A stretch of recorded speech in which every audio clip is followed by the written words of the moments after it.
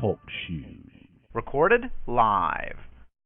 Hello, this is Kat Miller. It is Tuesday, June 14th, 2011, and I am here talking with Dane Kirby. Dane is our shaman, and just a real brief description of what a shaman is for anyone who may be listening for the first time. Dane, would you do that for us? Well, let's see. How brief do we want this? Now, actually, folks, think of me as the intermediary, getting you from the place you're in to the place you want to be. A lot of folks have described me as the ultimate tour guide. I get you to show you the places about yourself or the things in the universe that you want to learn about that you didn't know about or you knew were out there, just didn't know how to get to them. And that's really what a shaman does in any culture. We're the ones that intercede between the people and the bigger picture or even the smaller picture if you want. Sweet. How's that, Kat? I change it up every time for you, you know. Yes, I do. So as we go through the different talkcasts, people get to know more and more in-depth information about what a shaman is. So, Awesome. Thank you. And remember, every shaman is different, okay? And truthfully, I'm only a shaman because the people believe in me. And I've seen people that they go out and, I do this, that, and the other. I went through these courses and that. And go for it, truly. But the one thing I've noticed that is a constant throughout all cultures for shaman, the people decide you are. You can call yourself one all day long. And I'm just Dane, but I do my work for people. That's all about. Okay. You're breaking up a little bit. There? Your words are breaking up. I'm getting about haven't changed a third anything. of what you're saying. Okay, any better? Haven't changed a thing. Okay, it's better now. Better? I just wondered if there might have been a process going that on the computer that might have interfered or something, because it sounds fine No, now. I'm just running TalkShoe now. So, better now? Much better. Okay, cool. Yeah, microphones, love them. So, I didn't, of course, tell you tonight what we're going to talk about just because I'm going to surprise you. It's always fun to surprise you. And, you never know where I'll go. Yeah, really. Where's this going to go tonight, folks? So, continuation from the last couple of talks we've had on the switch phrase of find, count, and that has to do with money, and that whole issue of people feeling as in lack of, or not worthy, or it's something dirty, but I have to have it, that kind of thing. When really it only comes down to money is just a medium of exchange, and it's just the one that's used in this planet and this place and time. So I have a good friend that you could say in a way he was raised like I was. I was raised in the poor healer tradition, as in money's ick, money's evil, you shouldn't get paid for what you do, yada, yada, yada, that kind of thing. He was just more of a person that decided, money, who cares? You know what I mean? Just, so what? It'll show up if I need it. And just for laughs, he thought, well, I'll go ahead and try. The further enhancement that I had made on it for myself of love, find, count, together. And he did it. He and I had been talking for a couple hours, so he did it that night. He set up his own pattern as to how he wanted to do it, and did it the next night. And then last night, he went to a kind of Adobe meeting club kind of thing, and every once in a while they have prizes that they give away. And he won a $1,700 Adobe suite for his computer. And it turns out that was perfect timing because it's something he really could use. And he was totally like, wow, I didn't expect that. It was something he really wasn't expecting, didn't think about, and there it was his. So he said that's not the way it normally works for him. If he finds himself in need of money, it doesn't work that way. He actually ends up with outright cash, never things. And it turned out to be a thing that he really could use. because he is a web guru and a computer guru. So it was one of those neat things. And yet again, switch words continue. So I am glad you're out there with it, because it is definitely making things easier for people. Yes, yes. I'm so grateful to Shaman Dane for recentering us on switch words. He had picked up The Secret of Perfect Living by James T. Mangan at a yard sale in the 1970s.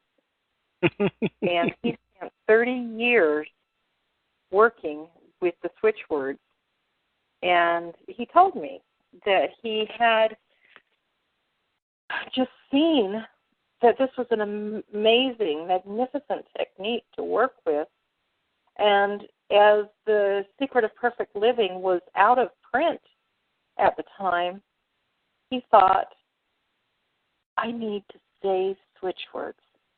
And he told me he sat down on the beach in Maui one afternoon and just wrote out his preliminary sketch of his book, Switch Words, Easily Give to You Whatever You Want in Life.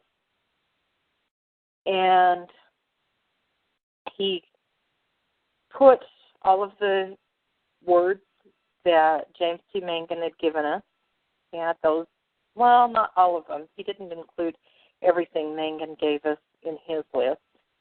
Mm-hmm. And then he added, I think my count was something like 20 additional words into what Mangan had given us. And he originally published it just as an e-book and followed it up with a paperback. And unfortunately, the e-book is no longer available. Shortly after he passed on in 2008, it became no longer available because it just was not well supported by his significant other, who inherited all of the rights to the book. But the paperback is still available, and I believe the best pricing on it is through lulu.com. That's Louise Hayhouse's, Louise Hay's publishing company that does that. And before The Secret of Perfect Living was put back into print in 2006, it was about December, I believe, of 2006, that went back into print.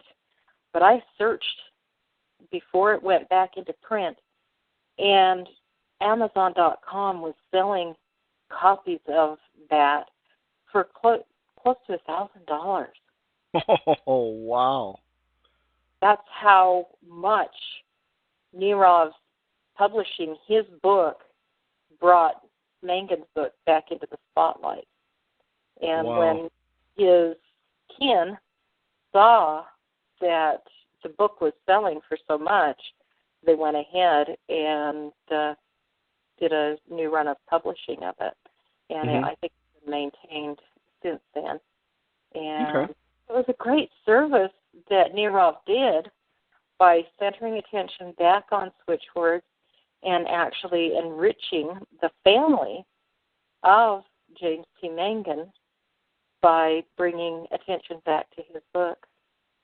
So, more power to you, Nerov. And thank you greatly.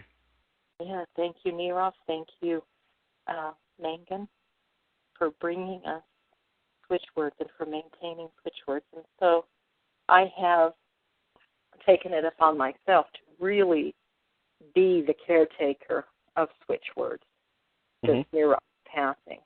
I help to maintain it. I have several different groups that I work with on switch words.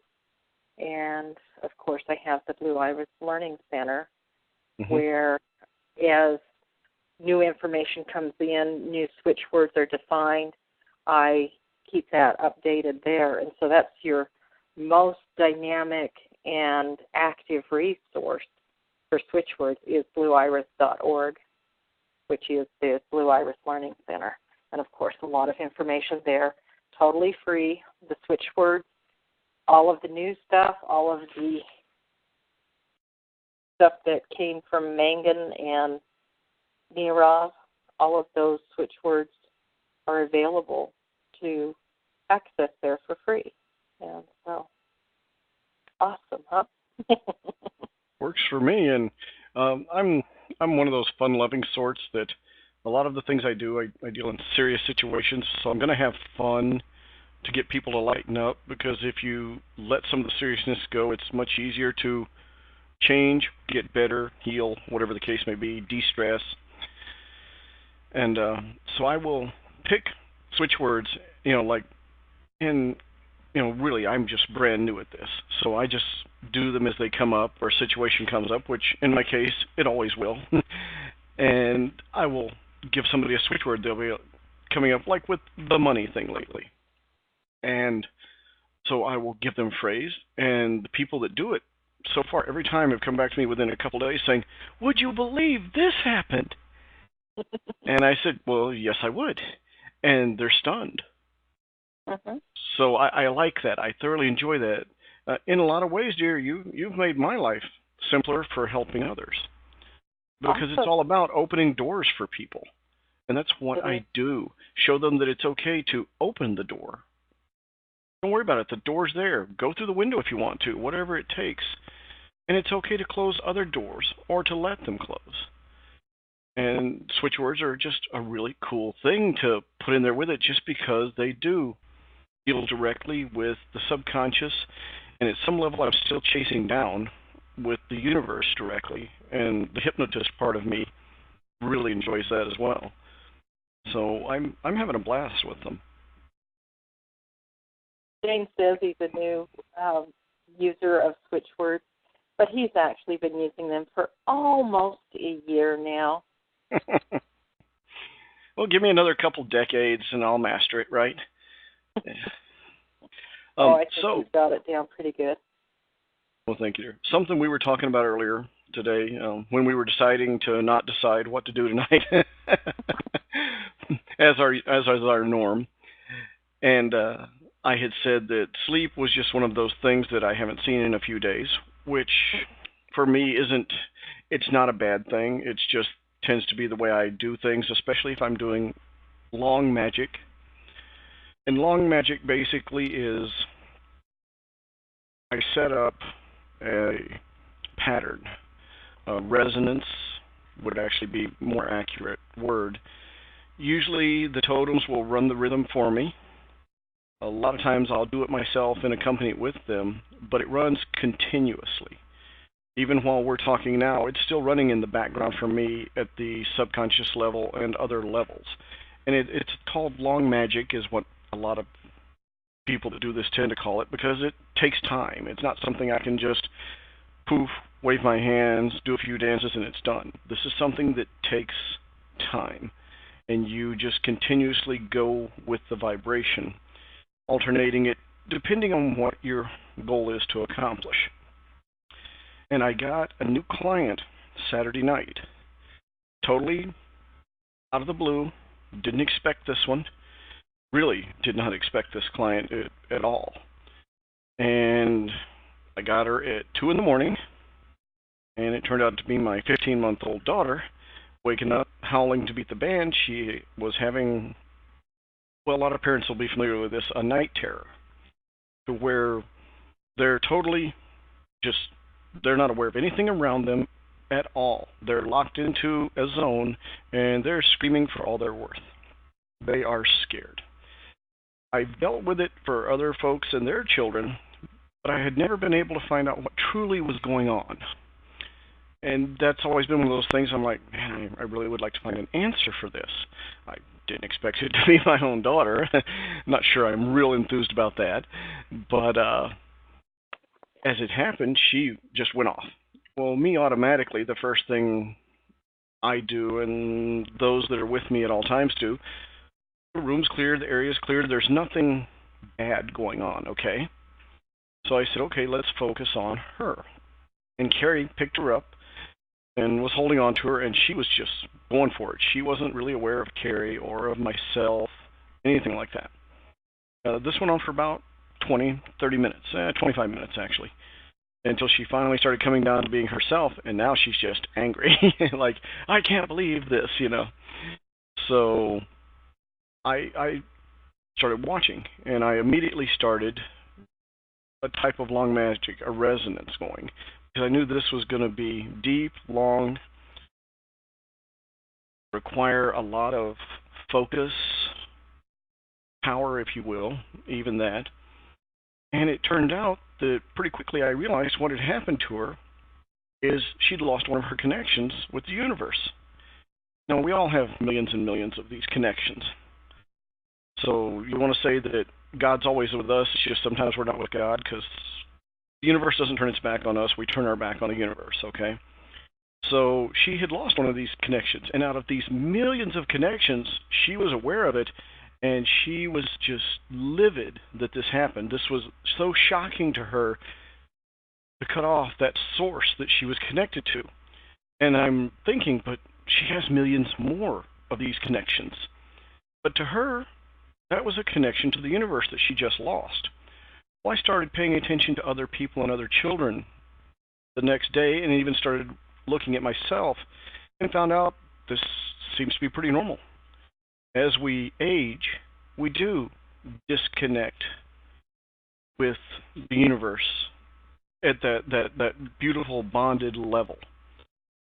Uh-huh. And I started looking deeply into myself and found a lot of the same connections that had been disconnected, but I also discovered that I had been recreating them over the years as well.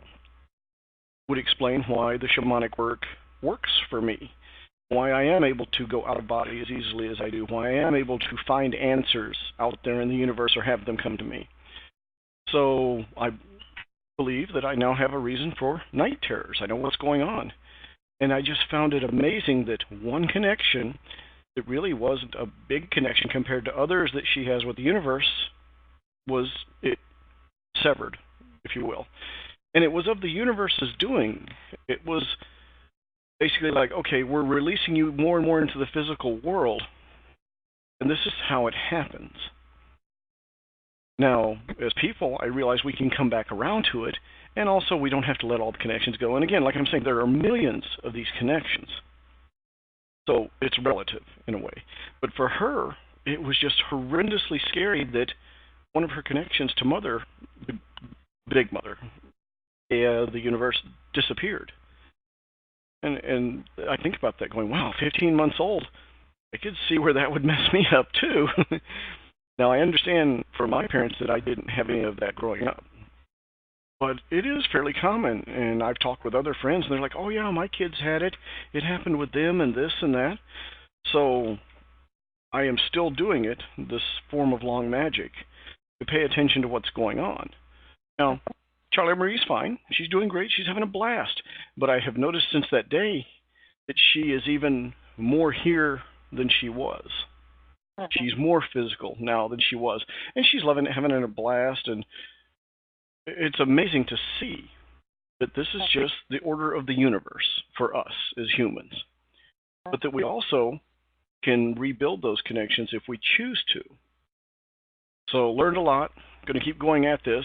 Like I say, sleep is, you can say I sleep, but not like go to sleep, I'm out for 8 hours. So I'll be doing this, looks like for about 3 more weeks. I'll be continuing on with this just for my satisfaction. So, folks, it's going to be an interesting next 3 conversations after this and talk shows. But it was fascinating that I ended up with my own daughter for my client, out of the blue like that. And, you had set your intention. Yeah. Now realize this, everybody, that you set your intention for what it is you want. And it's delivered to you, but not necessarily in ways that you expect. So Dane true. wanted to know more about night terrors. He didn't know his daughter was there to show him more. And just it was totally unexpected. As you were talking, I went to Wikipedia to read a little bit about night terror, and I want to read this paragraph about it with the signs and symptoms with children here. And I think it's just amazing that you have made that connection and you know that, because our medical community really doesn't have an answer to what causes night terrors. But here's what we have with Wikipedia. Children from age 2 to 6 are most prone to night terrors, and they affect about 15%, that's 1 of 5, 15% of all children, although people of any age may experience them. Episodes may happen for a couple of weeks and then suddenly disappear. The symptoms also tend to be different, like the child being unable to recall the experience, and while nearly arisen, hallucinating. Children who have night terrors are usually described as bolting upright with their eyes wide open with a look of fear and panic, and will often scream. They will usually sweat, breathe fast, and have a rapid heart rate. Although it seems like children are awake during the night terror, they will appear confused, will not be consolable, and will not recognize others. Strong evidence has shown that a predisposition to night terrors and other parasomniac disorders can be passed genetically, though there are a multitude of triggers.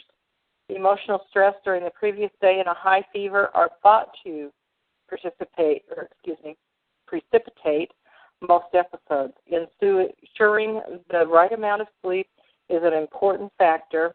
Special consideration must be used when the subject suffers from narcolepsy, as there may be a link. Okay. So that's kind of interesting. When they come into the genetically, I kind of look at that with the medical community, and let's see. Someone has an illness in a family, and you're exposed to it day in and day out, and you see it from a young age, and you start to focus on, I don't want to have what they have. I don't want to have what they have. Sometimes I wonder if the reason that some things run in families has a lot to do with the focus that the family has on the particular problem. And so. Well, years ago, I had a friend that she was dealing with cancer, and she told me something her doctor had told her. It took me a while to really grasp this. This was probably 20-some-odd years ago. And she said that the doctor had told her that cancer is not hereditary, but it can run in families.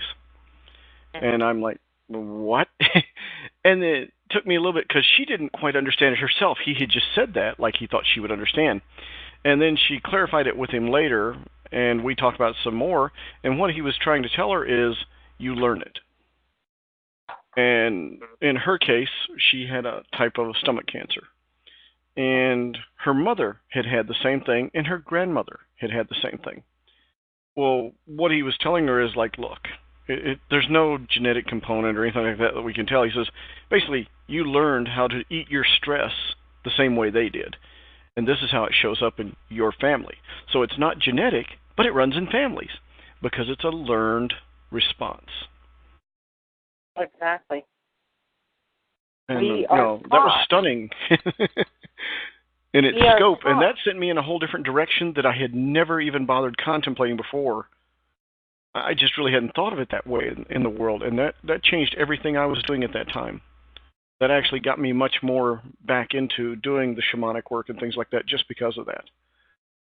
Well, a while back, I had a gentleman that I conversed with who, during our conversation, we were talking about somebody else who he was actually talking with me about, who was dealing with a cancer.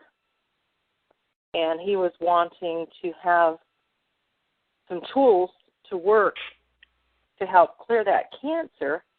And I talked about a death focus being involved in cancer. Some of the techniques I work with, some of the modalities I work with, suggest that you must have a death wish in order to develop cancer. But as I connected to the energy of this person who had cancer, I did not see a death wish there, but I felt a death focus. Mm-hmm. A death focus is not a death wish, but as the law of attraction shows us, that which you focus on is that which you draw to you. Yeah. And I don't want to die, or my father died early of cancer, or of this, or of that, and I don't want to have happen to me whatever it was that happened to him. Wait a minute, law of attraction. Remember, there is no I don't want, there is only I want, and it's followed by whatever it is that you say. So I don't want to die early. The law of attraction, because the focus is die early, is going to bring you toward an early death. Mm-hmm. I don't want to have what my father had, is going to start to align you with what your father had, because your focus is on what your father had.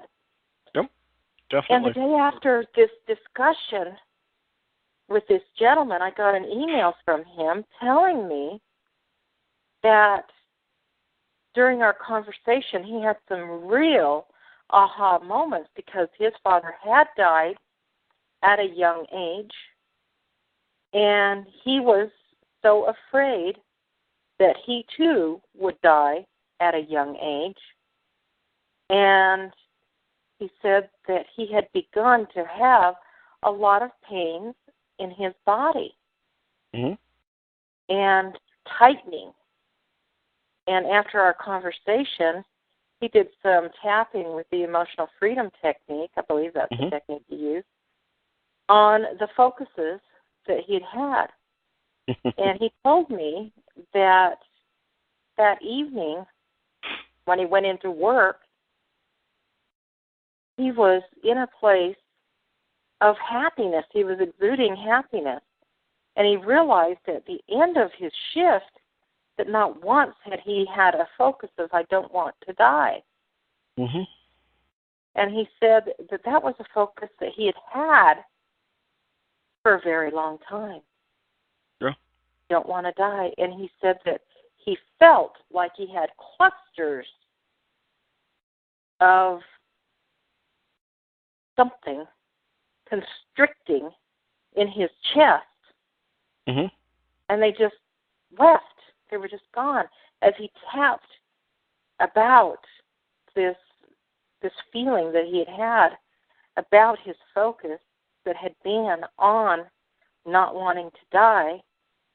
It was just releasing. And he said, I could not believe the massive changes that began to occur when I started doing this tapping, when I recognized the death focus was an issue. And so, as far as I'm concerned, yes, indeed, there is a death focus somewhere involved when you have a terminal illness.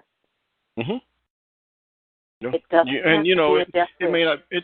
It very well may not be at the conscious level, and there will be people that will fight you tooth and nail, saying, "How dare you say that about me?" But reality shows that at some level, it's there.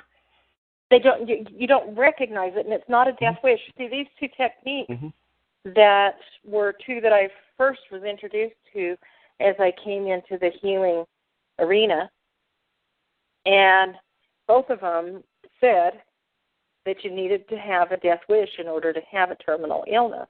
And it was actually over the course of the last while that I've really, really begun to recognize that death, yes, but doesn't have to be a wish. Most of the time, there is a death wish there when there is a terminal illness, but there are cases where it is a death focus.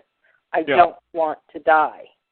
Yeah, definitely. That's basically what it is. And so you can tell these people when you visit somebody in the hospital and they're in a very precarious state, when you hear them saying, I don't want to die, you can recognize the focus is on death.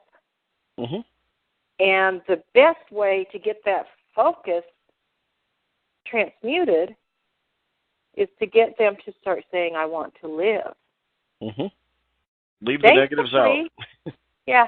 Basically, I don't want to die and I want to live sound like they are saying the same thing, but not to the universe. Mm-mm. And again, it's about creating that Holy Trinity. Yep. If you think it, speak it, get it out there, and hear it again, you've completed a circle. And if you keep completing a circle with a negative in it, that's what you're going to get. Yeah. Well, we have two different sticks there. We have the death stick, and we have the life stick, mm-hmm. the live stick. And so I don't want to die is a completely different stick from the I want to live stick. And if you can recognize, because we do it all over in our lives, we really do. We have every day in every way. Yes, we have so many things where we are pointing out what we don't want. Oh, mm-hmm. I don't want to go to work today. Oh, I don't want to forget this. Oh, mm-hmm. I don't want to. It's like, well, what do you want? What do you want? What do you want? I don't know how many times in conversations with people, I will ask them, what do you want? And they always either begin or end what they want with what they don't want. Mm-hmm. Yeah. Make it a nutshell. Keep it concise and precise. Mm-hmm. What do you want? Know why you want it. Know why you can't have it. Know it's going to be sometime in the future. I don't see how. None of that. What do you want? Like, Dane, tell me, what do you want? I know you have tons of things you want. Give me one. I want to be flying the helicopter that I own in 2 years. Okay. You want to be flying the helicopter you want in 2 years. Why do you want to do it in 2 years? I have other things that I want to finish first, and then I'll be able to focus my total time on it. See what I mean? Stop right there. So the other Did I play that right, Kat? That's obviously not your priority. Flying the helicopter is 2 years away because you have other priorities first. So what do you want, Dane? Let's see, what do I want? I want the people I encounter to be happy. Why do you want? And truthfully, I want them to be happy because they've encountered me. I want to be part of the change in their lives. Mm-hmm. Why do you want to be part of the change in their lives? I love doing it. It's pure fun. Just watching somebody come in broken, bent over, they've had it, they're done for, or so they believe. And then when they leave after being around me and we've done what we're meant to do together, they're walking out head up, eyes bright. I love it. It's fantastic. Because that's what we're on this planet to be, is fantastic with each other and love each other and be human. And yeah, that includes a lot of foibles.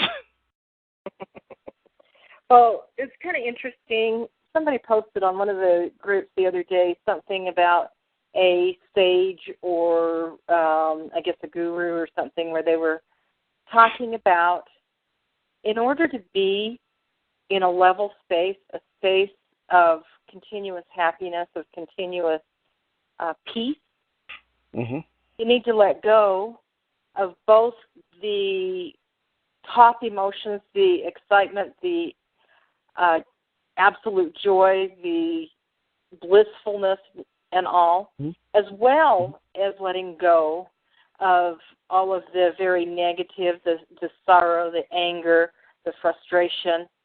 Because in order to get rid of the negative, you have to get rid of those things at the top and to stay in neutral. And I looked at that and I thought, that's not what I want. We, as humans, are feelers of sensation. And what they were saying is in order to have those strongly positive emotions, you must experience the opposite. Why? So you recognize the contrast. So you can tell when you are really on top of the world, when you're really excited, when you're really loving life, when you're loving what you're doing. Mm-hmm. How many times have you heard you don't know how good you have it till you don't have it anymore? Right. Contrast. Well, I'll be honest with you. We are lovers of contrast. I wasn't put on this world to be neutral. There's just no way. It's not who I am. It's not what I intend to be. And truthfully, I did neutral for probably a decade. Miserable existence. And it was an interesting, I'm glad I did it at one level, but at the other level, after I was done with being neutral, and this was because of some training I was following, I wanted to see what that path was like.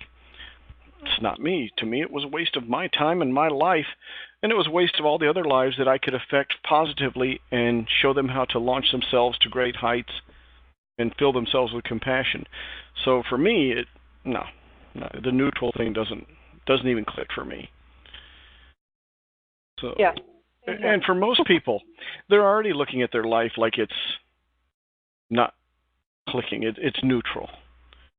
Well, I'm going to say that. I'm going to say that in reference to Western civilization. A lot of folks, okay, even though I've lived all over the world, that day-to-day job you've got or that day-to-day existence you have is just holding a place. It's just marking time until you can retire. Now, is that a true neutral? No. It's actually more of a negative. But that's how people see it. They see that they're not going forward and they're not going backward. They're just holding their own. So also, you'd have to define neutral. And a lot of folks would think they're in neutral. It's not really neutral. They're just marking time, holding a place. I would say it's more like entropy, but and that's where so many people are now. And if you ask them if they want to stay in a neutral state, I don't believe they would want to stay there. I mean, think of it, folks. Everybody that listens to this, which way you believe you should be? I'd like to actually hear more on this from folks on what they think about this, because I know that I'm not neutral, and I have no interest in being neutral. Now, there's balance to understand what's going on with other people, but so that you can listen properly and things like that. But I've never been one to, and you can live in harmony and balance. But from what you were saying, the way that's phrased, no, it's not for me. Yeah, just from the things I was reading, It was like the goal is to get rid of all feeling, so you never have that negative. And a negative feeling is not negative. Mm-hmm. It's part of your guidance system. Mm-hmm. It helps you to know, hey, this isn't really the way I wanted to walk. This isn't really where I wanted to go. Mm-hmm. I wanted something else. You can accept your negative feelings and go, oh, okay, that's what that feels like. Don't like this. And then change your focus. You don't have means to growing. spend all of your time in that negative space and judge yourself as being negative because you're in a negative space, or even judge the negative emotion as being something negative. It is simply a tool that your inner being is using to let you know, hey, your focus is not the focus that you intended. You have a place you want to go, and you have your back turned to it right now. I thought you wanted to come here. I'm here. I'm waiting for you. And you're walking away from me. That's all it is. Well, and something that you'd said about this, I'm curious also, were they meaning to say transcend all feelings so that you can go to the next level of existence on the wheel? You know what I mean? Could that be also what they were working towards? It could be. I can't tell you exactly because I don't have the post in front of me, and I don't know exactly. All I am saying is that my interpretation of the note was get on an even keel. And if you get to those very strongly emotional, positive places, you're going to have some strongly emotional, negative places. And I'm okay with that because I love being in this physical realm. And it tells me, I am told when my focus is where I want it and when it's not where I want it. And I like those ecstatic states. I like being in a space where I am in utter enjoyment, not just in peace. And I'll take the negative to get the positive. Well, there could be an assumption there that if you have a lot of positive, you're going to have to get negative to balance it out. I don't agree with that either. I don't agree with that. What I see is you can taste the negative to remind you of the positive. Oh yeah. And yeah, it happens. You live a life in a very beautiful, loving atmosphere with family that you absolutely adore. You have a spouse that just lights you up. One day you're going to lose that. And it's going to hurt, and it's going to hurt bad. You give up the idea of having someone in your life that touches you that deeply, that gives you that kind of passion, because you don't want to deal with the pain of losing them at some point. No way. I ain't giving it up. I love my man. I love my spouse. I've been with him for 33, going on 34 years now. And I ain't giving him up. I would not give up the time I have had with this man for anything. And I know that one day something's going to happen, and one or the other of us will probably be left alone to deal with life without the others.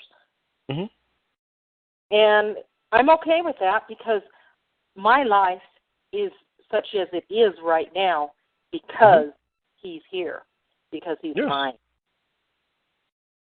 Ain't giving it up. Who said? Who was it that said better to have loved and lost than never to have loved at all? I don't remember. Penny? But, I used to know.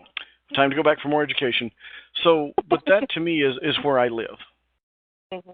I understand, because I have done training along those lines of maintaining the even, neutral, and never being one extreme or the other too much.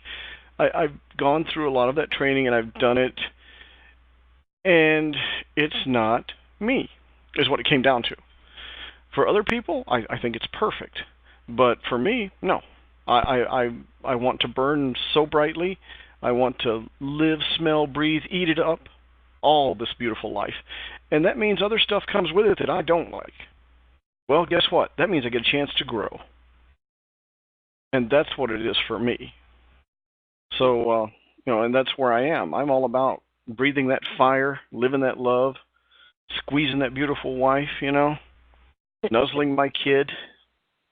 And also, 2 in the morning when my kid's throwing a hissy fit because she's got a diaper full and she thinks we should all be awake because she's in the same room with us in her crib. I'm putting up with that too, But it's what it is. It's life. It's life, Slice it up. Yeah. You can't slice it up. You can't say, I want this and this and this and this part of you, and I love everything about this part of you, but I ain't taking that part of you that stinks. Yeah, it doesn't work that way for me. And I don't think it works that way for the majority of humans. I think it's a very specialized person that would be able to follow that path. that neutral type path. And I think I could follow it if I wanted to, but I don't want to. I don't want to. I want to feel my life. I want to feel the passion. I want to be driven toward my goals. And in that, I do get a lot of the positive, and occasionally I will probably feel a snapback of the negative. But you know what? I stand up, I brush myself off, I look back, and I go, okay, that didn't work. I'm going to go this way now. The difference between one who succeeds and one who fails is how many times you get up and brush yourself off and go again. Yeah, that's it. I heard a really interesting turn of phrase yesterday, and it was, a reluctant hero is still a hero. And so you may get out there in life and get caught up on the wrong end of something, behind the 8 ball, if you will. And you're like, oh man, I got to do this to get through this. I don't want to do that. I'm not a hero. Well, sure you are. You're human. That means you're a hero. Just your choice, that whole free will thing, of whether you're going to exercise that option of, yes, I am a hero. And again, I'll bring you back to my favorite thing that, to the world, you may just be one person, but to one person, you could be the world. Never forget that, folks. It's always up to you. And when I say that, I'm including myself, Kat, everything. It's up to you. It's up to us. Be the best you can all day long, and if some days you can't, okay, fine. Welcome to being human. Maybe you need a little bit more rest. Maybe you wish you could get some, but you've got a situation going where you feel like you can't. Well, find that feeling that says, I can do this, and allow it to happen. One of the favorite things I teach people all the time, and I used to use it for what I did in the military. I was for the military intelligence field. I would be in a situation where it'd be like, whoa, this is not good, or, oh man, I've got to get people out of this situation, or something like that. And I would stop, close my eyes, take a few minutes, and say, okay, how did I deal with this situation before? Knowing that in this lifetime, plane of existence, whatever, I'd never encountered it at all. But I opened myself up by saying that to the universe, to the conscious. If you get into past lives, to one of my other lives that's done it before. And every single time I've come up with the right answer that worked. Awesome. So really, folks, there's no reason to stay behind the 8 ball other than at some level you like it or you think that's all you're worth. And I can promise you, and I know Kat will tell you the same thing, you're worth so much more than that because you're human. It's that simple. It's your birthright to live and strive and love. If you are here, you deserve to be here. You deserve anything and everything you desire. Right. Period. It's so simple. Because you are. And take it from somebody that's been there, folks. There was a time in my life where I said, to hell with the whole game. I don't care. I'm done. Is there anybody I can give this soul back to? I am done with this crap. This is a waste of my life. That's how far down the rabbit hole I had gone. I went down it backwards with a rock on top of me, okay? It was that bad for me.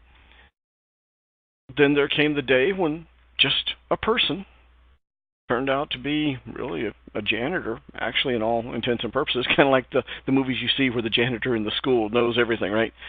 And just happened to say the right thing to me at the right time. Just that, you're here because you're human. And since you're human, you can choose how to live the way you want to live. That's free will. Sure, you may be getting your ass kicked, but you can decide whether that's what you truly deserve, or do you deserve better? And since you deserve better, let it happen. Let go of being angry about it, and just let it happen.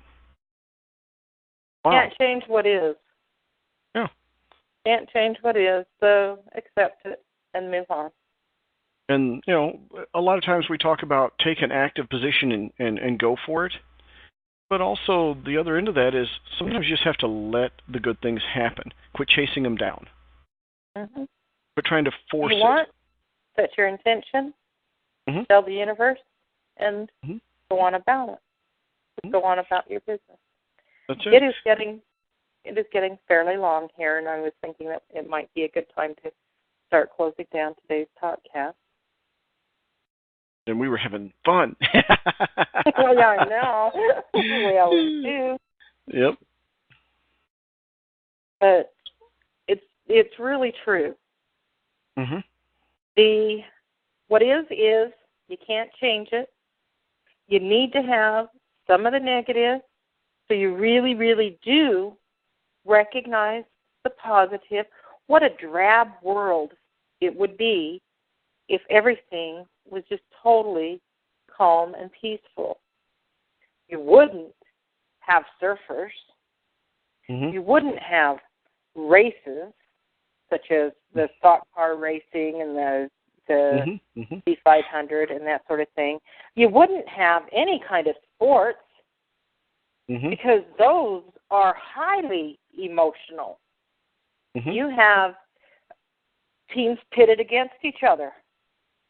You wouldn't have the diversity that we have.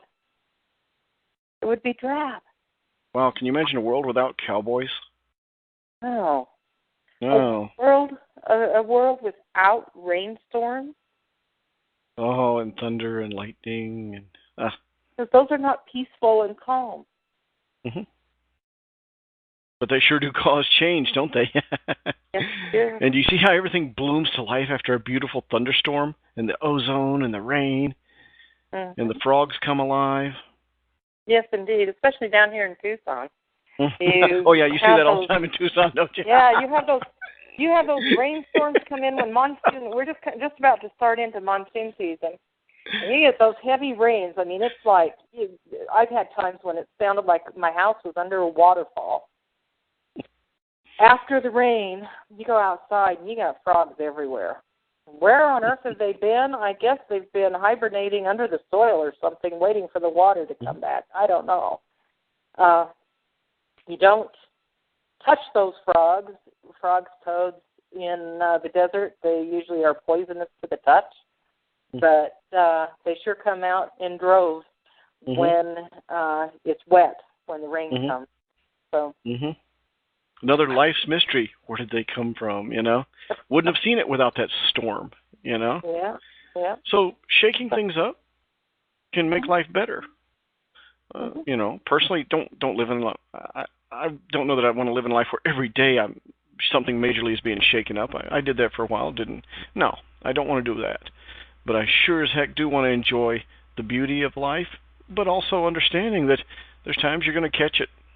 And it's not going to be happy and pretty, but that's okay because it'll just lead to more beauty. So, quick switch word.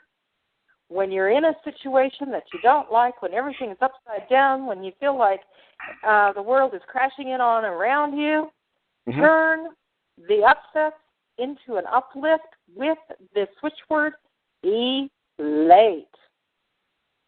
Upsets into uplift. ELATE. With that, we'll let you have a wonderful week, and I look forward to talking with you again next week, Dane. Yay, me too. Thank you. See you, darling. See you, folks. Bye-bye. Bye-bye.